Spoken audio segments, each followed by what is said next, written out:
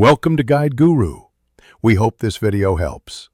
You'll start in Settings or System Preferences because Apple ties payments to your Apple ID. Open Settings and tap your name. Once done, make sure you're signed into the exact Apple ID you intend to use. Next, tap Payment and Shipping on iPhone or Click Media and Purchases on Mac. You may be asked to authenticate with Face ID, Touch ID, or your password. This step locates the Payment Methods area where you'll add PayPal as a funding source. Now add PayPal. Choose Add Payment Method and pick PayPal.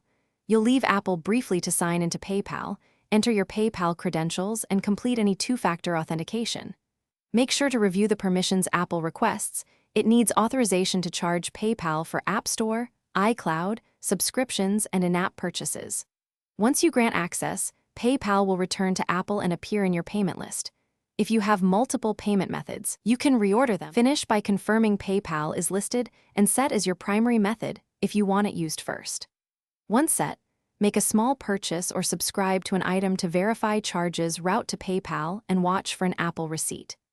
If something fails, common fixes include signing out and back into Apple ID, re-authenticating PayPal, checking PayPal's country matches your Apple ID region, and ensuring your PayPal account has a valid funding source. Contact Apple or PayPal support only if problems persist.